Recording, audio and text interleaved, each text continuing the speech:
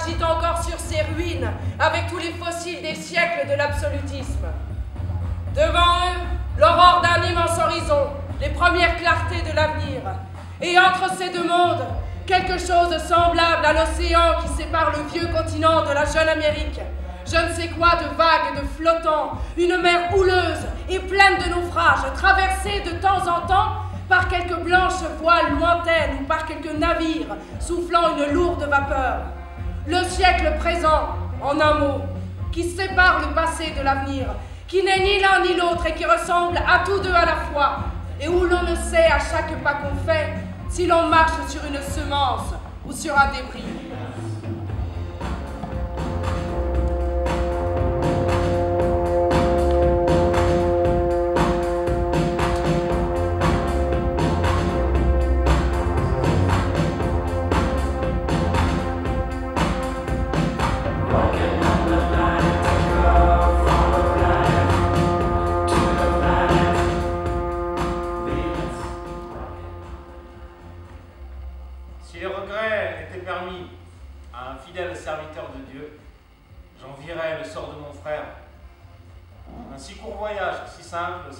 Une absence d'une semaine et tant de tristesse, une si douce tristesse, veux-je dire, à son départ.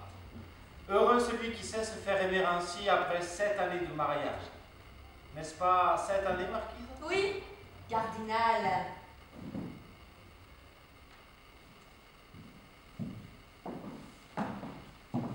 Étiez-vous hier à la noce des Narcis? Oui, j'y étais.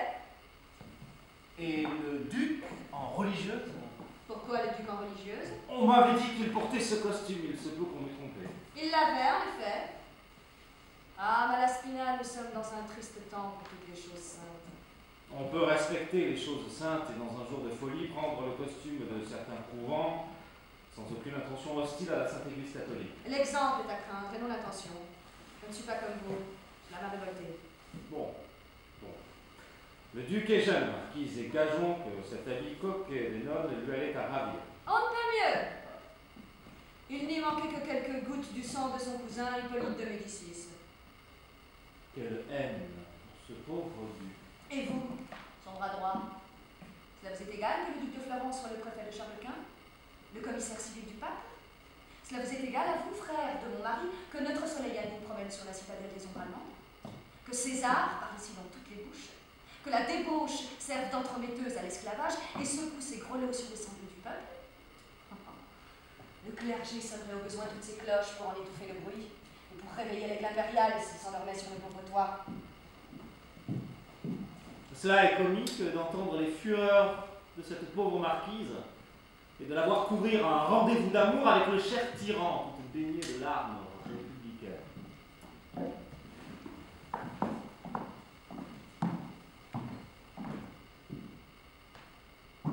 Ou vous serez à moi, ou vous aurez fait mon malheur, le vôtre et celui de nos deux maisons. Le style du duc est laconique, mais il ne manque pas d'énergie. Que la marquise soit convaincue ou non, voilà le difficile à savoir. 2 mois de cours presque assidus, c'est beaucoup pour Alexandre. Ce doit être assez pour la marquise Simon. La colazione! Il duc è arrivato per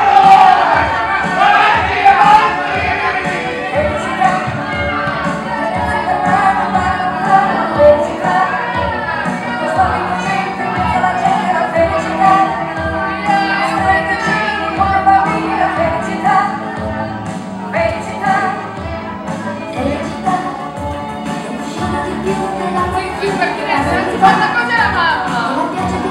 Ma che cazzo fai? Cosa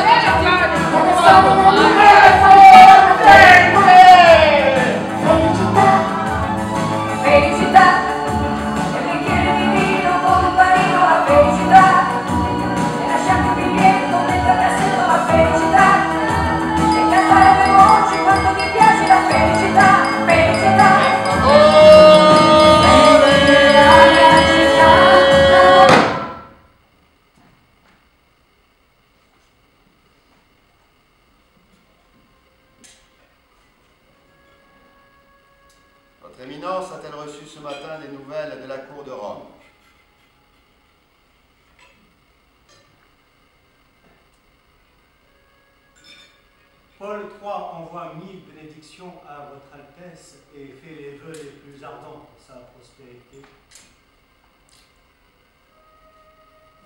Rien que des vœux, Valory.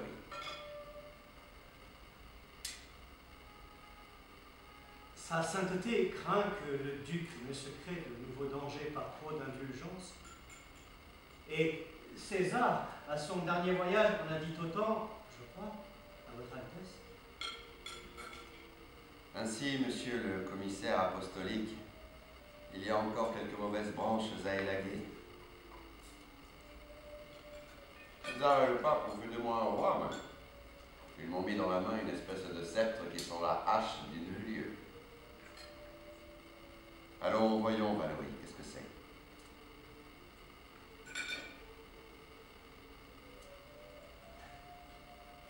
Je suis un prêtre, Altesse. Si les paroles que mon devoir me force à vous rapporter fidèlement doivent être interprétées d'une manière aussi sévère, mon cœur se défend d'y rajouter un seul mot. Oui, oui, je vous connais pour un homme. Vous êtes par Dieu le seul prêtre honnête homme que j'ai vu de ma vie. L'honnêteté ne se perd ni ne se gagne sous aucun avis. Et parmi les hommes, il y a plus de bons que de mauvais. Ainsi donc, point d'explication. Voulez-vous que je parle, monseigneur? Tout est facile à expliquer. Eh bien, Les désordres de la cour irritent le pape. hein? Que dis-tu là, toi? J'ai dit les désordres de la cour, Altesse.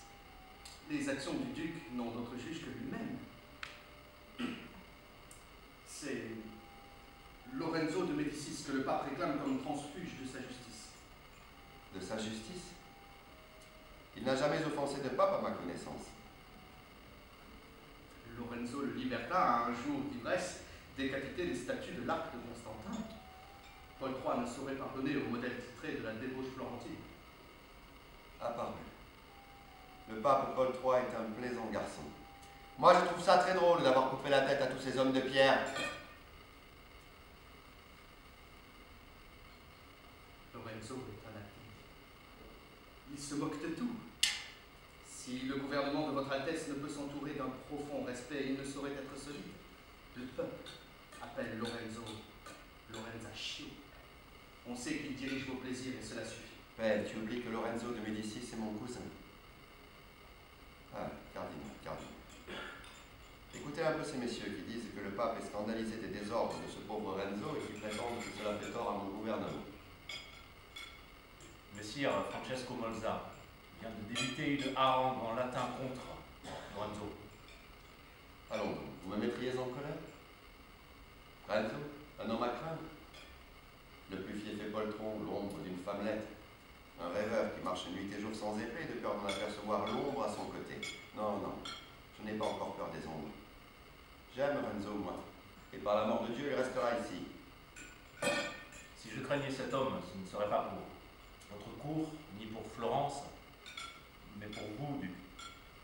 Plaisantez-vous, cardinal, et voulez-vous que je vous dise la vérité? Tout ce que je sais de ces damnés bannis, de tous ces républicains entêtés qui complotent autour de moi, c'est par Lorenzo que je le sais. Il est glissant comme une anguille, il se fourre partout, il me dit tout. N'a-t-il pas trouvé moyen d'établir une correspondance avec tous ces strozzi de l'enfer? Oui, certes, c'est mon entremetteur, mais son entremise, si elle nuit à quelqu'un, ne me nuira pas à moi. Tenez. Regardez-moi ce petit corps malade, ce lendemain d'orgie ambulante. Regardez-moi ses yeux plombés, ses mains fluettes et maladives, à peine assez fermes pour soutenir un éventail. C'est là un homme à craindre, allons. Vous vous moquez de lui? Renzo, écoute ici. Voilà Sir Maurice qui te cherche dispute. Bonjour. Les amis de mon cousin? C'est-tu la nouvelle? Non. Mon ami, on t'excommunie en latin. Sir Maurice t'appelle un homme dangereux, le cardinal aussi, quant au bon Valory, il est trop honnête pour prononcer ton nom. Pour qui, votre éminence? Pour les filles de joie ou pour les saints du paradis? Les chiens de cour peuvent être pris de la rage comme les autres chiens. Une insulte de prêtre doit se faire en latin. Il s'en fait en toscan auquel on peut répondre. Sir Maurice, je vous voyais pas? Mais vous avez bonne mine. Et votre ami vous paraît tout neuf. Comme votre esprit. Je l'ai fait faire d'un vieux pourpoint de mon grand-père. Cousin, quand vous embarrassez de quelques conquêtes des faubourgs. Envoyez-la donc chez Sir Maurice. Il est malsain de vivre sans femme pour un homme qui a comme lui le goût pour et les mains velues. Celui qui se croit le droit de plaisanter doit savoir se défendre. À votre place, je prendrai une épée. On vous a dit que j'étais un soldat, c'est une erreur. Je suis un pauvre amant glaciant.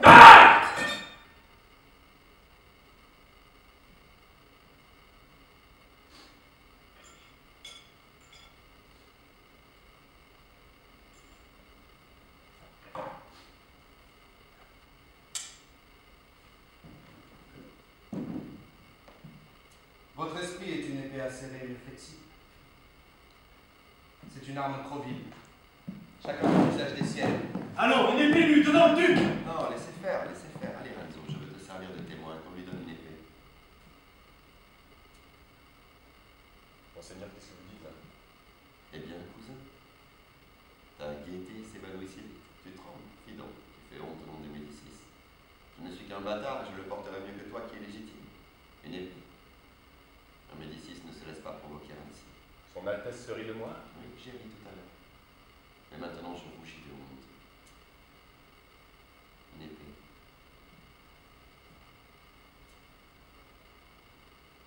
Monseigneur, c'est pousser trop loin les choses. Qui parle ici quand je parle? Votre Altesse ne peut avoir eu comme votre dessein que celui de s'aiguiller un instant. Et Sir Maurice lui-même n'a pas agi dans un autre but. Et vous ne voyez pas que je plaisante encore? Qui diable pense ici à une affaire sérieuse? Regardez Renzo, je vous en prie. Ses genoux tremblent. Il serait devenu pâle s'il pouvait le devenir. Quelle contenance, juste Dieu, je crois qu'il va tomber. Alors je vous le disais, la seule vue d'une épée le fait se trouver mal.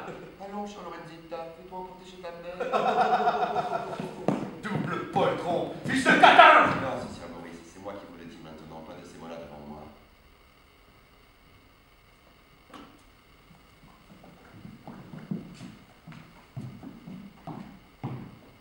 Vous croyez à cela, monseigneur? Je voudrais bien savoir comment je n'y croirais pas. C'est bien fort. C'est justement pour cela que j'y crois. Vous figurez-vous qu'un Médicis se déshonore publiquement par partie de plaisir?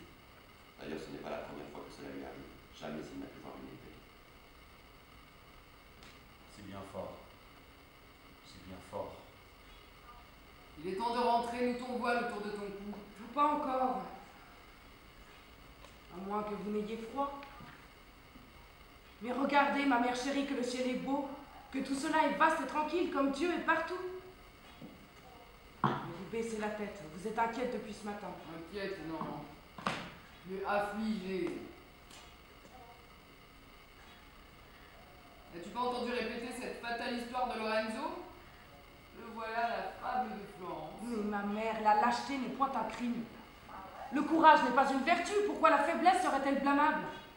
Répondre des battements de son cœur est un triste privilège. Pourquoi cet enfant n'aurait-il pas le droit que nous avons toutes, nous autres femmes? Une femme qui n'a peur de rien n'est pas aimable, dit-on. Aimerais-tu un homme qui a peur? Tu rougis, Catherine. Lorenzo est ton frère, mais figure-toi qu'il s'appelle de tout autre nom. Qu'en penserais-tu? Quelle femme voudrait s'appuyer sur son bras pour monter à cheval? Quel homme lui serrerait la main? Cela est triste, et cependant ce n'est pas de ça que je plains. Son cœur n'est peut-être pas celui d'un Médicis, mais hélas, son cœur est encore moins celui d'un honnête homme. N'en parlons pas, Catherine. C'est assez cruel pour une mère de ne pouvoir parler de son fils. Cette Florence, c'est là qu'on l'a perdue. N'ai-je pas vu briller quelquefois dans ses yeux le feu d'une noble ambition?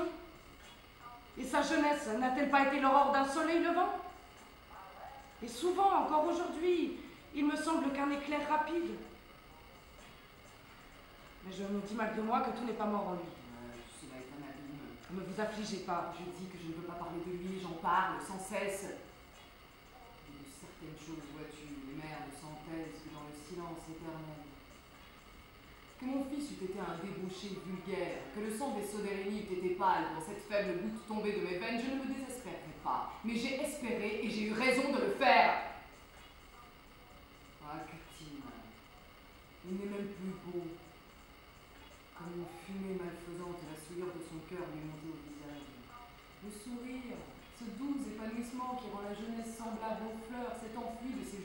soufre pour y laisser grommer une ironie ignoble et le mépris de tout. Il est encore beau quelquefois dans sa mélancolie étrange. Sa naissance ne l'appelait-elle pas au trône? N'aurait-il pas pu y faire monter avec lui la science d'un docteur, la plus belle jeunesse du monde, et couronner d'un diadème d'or tous mes songes chéris? Ne devais-je pas m'attendre à cela? Catine, pour dormir tranquille, il faut n'avoir jamais fait certains rêves. Cela est trop cruel d'avoir vécu dans un palais de fées où murmuraient les cantiques des anges, tout s'y être endormi, bercé par son fils. De se réveiller dans une masure ensanglantée, pleine de débris d'orgie et de restes humains dans les bras d'un spectre hideux qui vous tue, en vous appelant encore du nom de merde. Mais quand serais-je là? Oui, je suivrai tes ordres, Marc Farnèse. Tu as deviné qui j'étais lorsque tu m'as placé auprès d'Alexandre, sans me revêtir d'aucun titre et qui me donna quelques pouvoirs sur lui. C'est d'un autre qu'il se défiera en m'obéissant à son insu. Si mes yeux ne me trompent pas, c'est dans cette maison que le marteau dont je me servirai. Alexandre aime ma belle-sœur, que cet amour l'ait flatté, cela est croyable, ce qui peut en résulter est douteux, mais ce qu'elle en veut faire, c'est là ce qui est certain pour moi. Qui sait jusqu'où pourrait aller l'influence d'une femme exaltée, même sur cet homme grossier, cette armure vivante. Faire jaillir du rocher l'étincelle sacrée, cela valait bien, marquise, le petit sacrifice de l'honneur conjugal et de quelques autres bagatelles. Florence y gagnerait tant et ses bons maris n'y perdent rien. Mais il ne fallait pas me prendre pour confesseur. La voilà qui arrive. Aujourd'hui donc tout va s'éclaircir. Laisse seulement tomber ton secret dans l'oreille du prêtre. Le courtisan pourra bien en profiter, mais en conscience, il n'en dira rien. Me voilà prêt. J'ai dit hier dans une assemblée à propos de l'évêque de Fano que la Sainte Église catholique était un lieu de débauche. Continuez. J'ai écouté des discours contraires à la fidélité que